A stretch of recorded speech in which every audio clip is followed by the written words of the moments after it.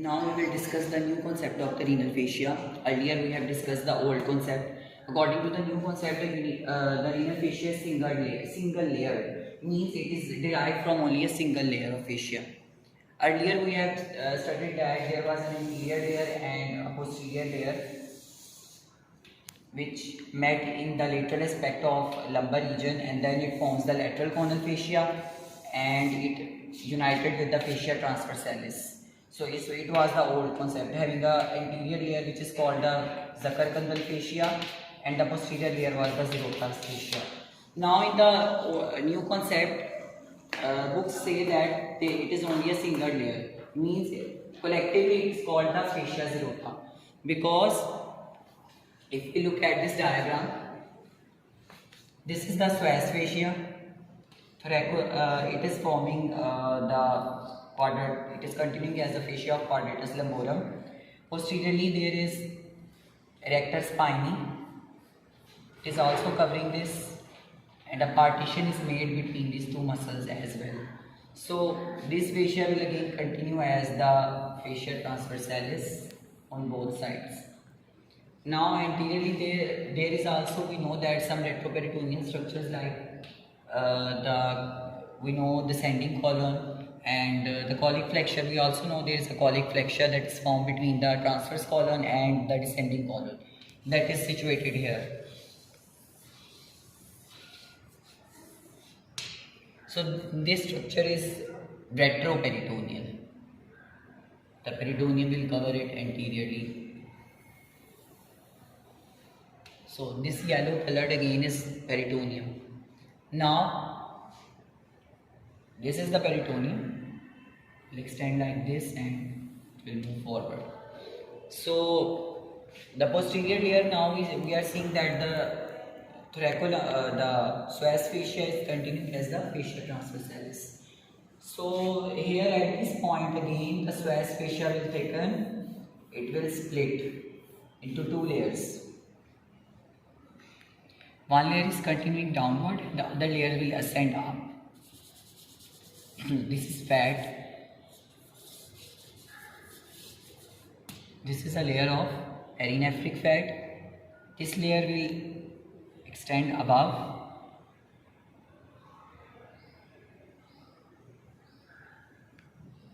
Will surround the kidney posteriorly and anteriorly both. Now I am removing the layer of fats just for the sake of simplicity. Anterior layer, it will make the posterior layer, it will surround the kidney anteriorly and it will end at that same point from where it has started, means the psoas fascia. So this is the new concept which says that the renal fascia is derived from a single fascia. It is a single layer fascia which is derived from the psoas fascia. It extends medially, and when it will extend medially like this, it will form the anterior layer, and the anterior layer will surround the kidney and it will end at the same point from where it has started. So it will completely compartmentalize the kidney. So again here will be the layer of fats.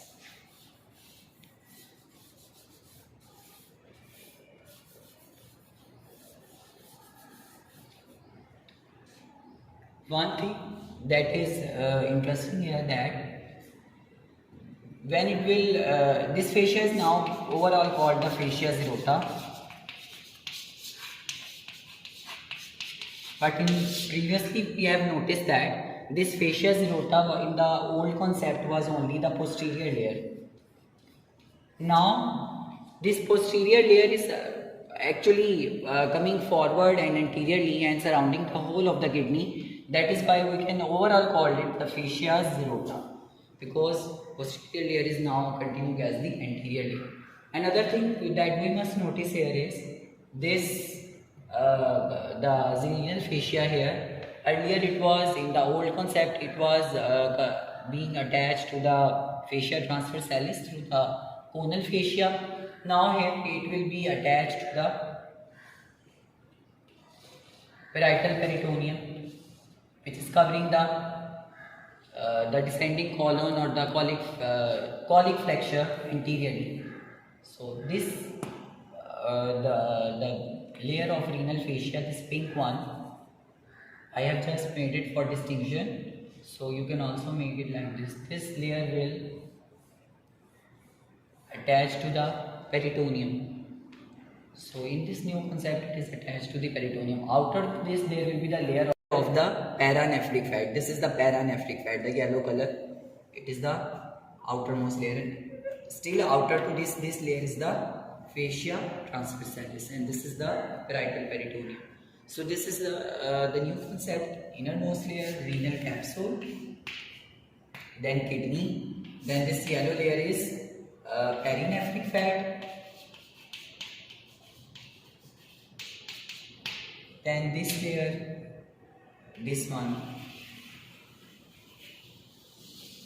this is fascia zerota or renal fascia, and the outermost layer of this is again fats. This is the paranephric fats. Now we will discuss the renal fascia, the new concept in the vertical section, how it looks like.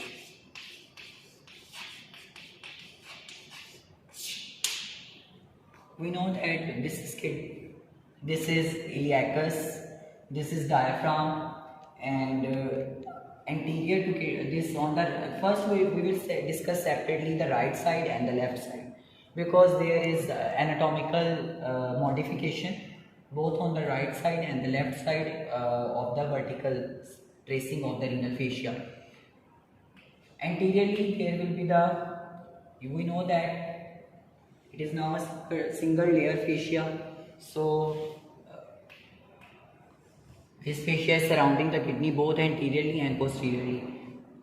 We will take this layer as upwards like this. This is the horizontal section. We will do that for the vertical tracing. Just imagine that this layer, the anterior layer, which is derived from both fascia zerota, posterior and anterior. So anterior layer and the posterior layers are both now extending upwards. So here it will be the anterior layer and this layer. This layer is the anterior. So it is this anterior layer and this is the posterior layer. So this will be the posterior layer. Now again there will be the suprarenal gland. We know that there is a septum again here. The septum will divide the suprarenal gland, separate the suprarenal gland from the kidney. Now it will surround the suprarenal gland, and here lies the real thing that we must know. Anterior there is a liver. We will take right lobe of the liver. We will take the transverse section of the right lobe like this. Imagine this is the right lobe. We have studied there are two coronary ligaments. One is the inferior coronary ligament. This is the inferior, and superiorly there is a superior coronary ligament. Between the inferior coronary ligament and the superior coronary ligament there is a bare area.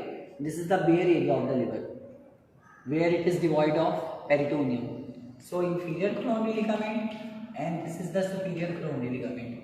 What we will do now that the anterior layer, it will fuse with the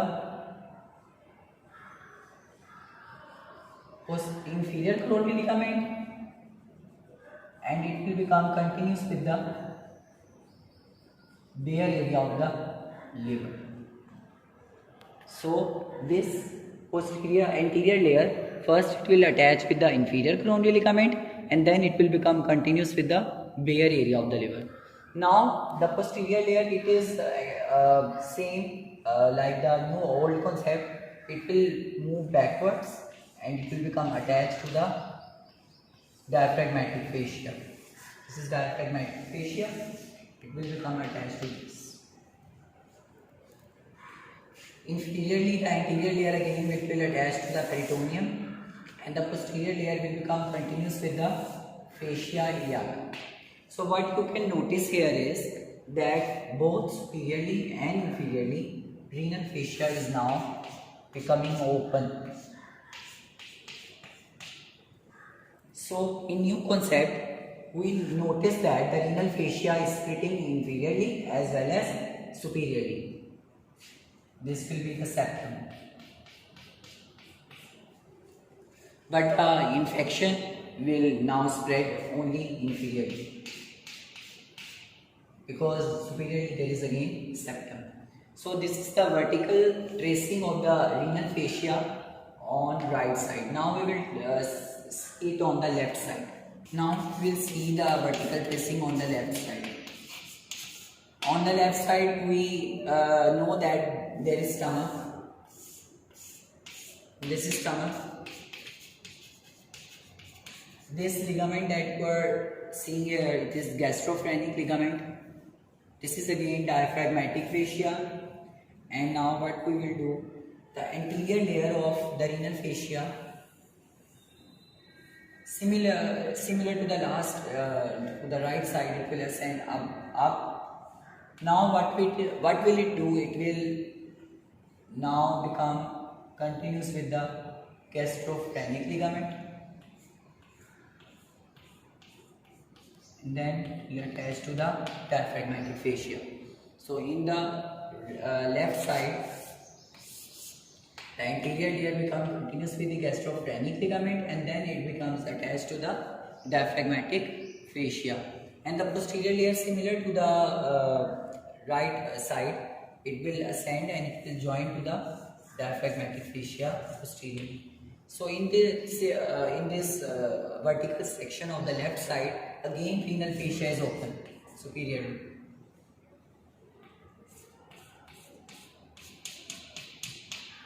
And inferiorly it will again open and will go, this space will now open into pelvis, as we know earlier. So this is the vertical tracing of renal fascia on the left side. So what are the clinical applied aspects of this renal fascia? You must know that it is very commonly asked that why infection in the abscesses of the kidney moves, where it will move. Either it will move above, down, into the peritoneal cavity. What is the course of the abscesses which are formed in the kidney? Pus kahan pe jayega? So you always know this, that the pus has only one place to go, that is pelvis. Why? Because renal fascia is split into two layers, separated, and the space is, this is open inferiorly. So the pus and the abscesses will get into the pelvis. Neither it will move laterally, because we know this space is closed by the lateral conal fascia on both sides, and superiorly due to septum, this can also cannot go into the above the kidney. So this is the one aspect. And second aspect, we have studied the nephroptosis. What is nephroptosis? It is a clinical condition in which the kidney becomes free floating. Why kidney is free floating? What is the reason? We have to look here that earlier we studied that there are two layers of fats. One is the perinephric and other is the paranephric fat. When this perinephric fat, most important, when this perinephric fat is, it becomes less thin due to the weight loss.